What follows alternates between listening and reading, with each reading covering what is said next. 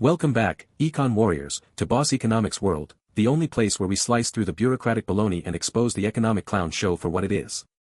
I'm your host, the guy who's been screaming into the void about government mismanagement since quantitative easing was just a twinkle in Bernank's eye. Today, we're diving headfirst into the European Central Bank's latest interest rate shenanigans, courtesy of Joachim Nagel and Christine Lagarde, the dynamic duo of, we have no idea what we're doing, but hey, let's wing it. Buckle up, folks, this is gonna be a wild ride through the Eurozone's economic house of horrors. Let's start with the headline act of this week's economic circus, Joachim Nagel, Bundesbank president and ECB governing council member, casually dropping in a Deutschlandfunk interview that the ECB has now reached neutral territory with its monetary policy. Oh, and apparently, rate cuts are totally open, translation, they have no flipping clue what's coming next. Meanwhile, ECB President Christine Lagarde is out there hinting that the rate-cutting campaign might be wrapping up after 8 reductions in a single year. 8. That's right, folks, 8 times in 12 months, the ECB has slashed rates like a desperate chef trying to save a burnt soufflé, and now they're just shrugging their shoulders and saying, yeah, maybe we're done. But hold up, before you start clapping for the ECB's mission accomplished banner, let's peel back the layers of this economic onion and see what's really going on. Because, spoiler alert, this isn't a victory lap. It's a masterclass in government mismanagement, central bank indecision, and a Eurozone economy teetering on the edge of a recessionary cliff, all while the ECB fiddles with interest rates like Nero playing the lyre as Rome burns. First off, let's talk about this neutral territory nonsense. For the uninitiated, a neutral interest rate is supposed to be the Goldilocks zone, not too hot to stoke inflation, not too cold to choke growth. But here's the kicker, the ECB has been slashing rates at a breakneck pace, with a 25 basis point cut on June 5, 2025, being the latest in a string of 8 reductions. Why? Because the Eurozone economy is a hot mess, and the ECB is trying to paper over the cracks with cheap money. Now, let's look at the data. Euro area inflation has eased to 1.9% in May 2025, down from a peak of 10.6% in October 2022, according to Eurostat.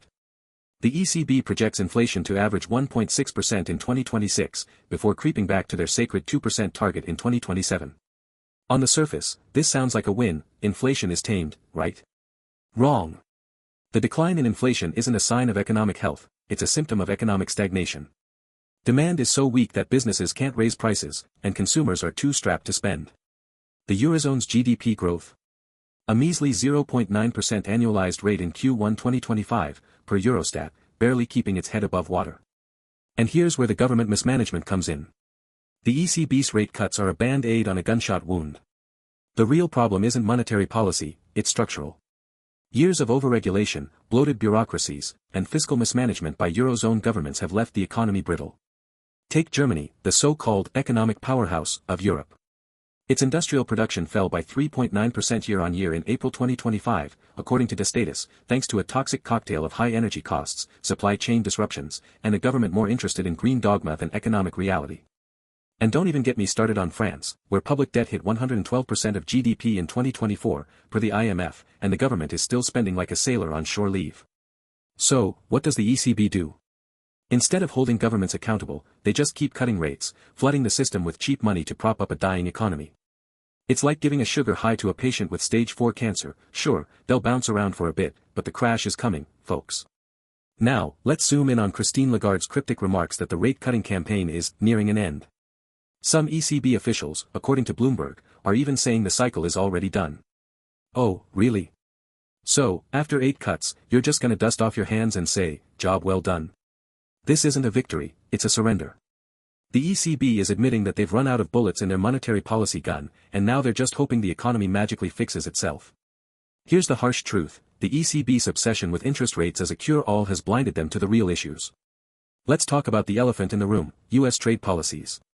Nagel himself admitted that the Eurozone is yet to feel the full force of these policies. What does that mean? It means Donald Trump's second term, starting in January 2025, is about to hit Europe like a freight train. Trump's America First agenda includes slapping 10-20% tariffs on European goods, according to his campaign promises, which could shave off 0.5% of Eurozone GDP by 2026, per Oxford Economics. And what's the ECB's plan to counter this? More rate cuts. Good luck with that, you can't tariff-proof an economy with negative interest rates. And let's not forget the energy crisis. Europe's decision to double down on green policies while gutting its domestic energy production has left it at the mercy of global energy markets. Natural gas prices in Europe spiked to €50 per megawatt-hour in Q1 2025, up 25% from a year ago, per the European Energy Exchange. This is crushing manufacturers and households alike, and yet the ECB thinks tinkering with interest rates will solve it. Wake up, folks, this is government mismanagement on steroids, and the ECB is just the enabler. Now, let's circle back to Nagel's claim that the ECB has maximum flexibility at this rate level. Maximum flexibility? More like maximum cluelessness. When a central banker says they're flexible, what they really mean is, we have no plan, and we're making it up as we go. This isn't confidence, it's chaos. Here's the reality, the ECB is stuck between a rock and a hard place. On one hand, inflation is low, but growth is anemic, and external shocks like US tariffs and energy price spikes are looming. On the other hand, years of ultra-low rates have inflated asset bubbles across the Eurozone. House prices in Germany, for example, are up 45% since 2015, per the Bundesbank, despite the economic slowdown.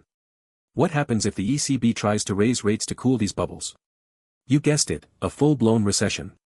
But if they keep rates low, they risk fueling more bubbles and eroding the euro's value, which has already fallen 5% against the dollar in 2025, per Bloomberg data. This isn't flexibility, it's a trap of their own making. And who's to blame? The ECB, sure, but let's not forget the real culprits, Eurozone governments. Years of fiscal irresponsibility, overregulation, and failure to reform labor markets have left the economy so fragile that the ECB has no choice but to keep rates in the basement. It's a textbook case of government mismanagement creating an economic mess, and central banks being forced to clean it up, or, in this case, just making it worse. So, what's the takeaway for you, the ordinary viewer who's been watching your savings erode, your energy bills skyrocket, and your job security vanish? Here's the deal, the ECB's interest rate circus isn't just a policy debate, it's a symptom of a deeper disease. Governments across the Eurozone have failed you. They've prioritized short-term political wins over long-term economic stability, and now the ECB is stuck playing whack-a-mole with interest rates while the real problems fester. And for the finance pros out there, here's your action item, start hedging against the chaos.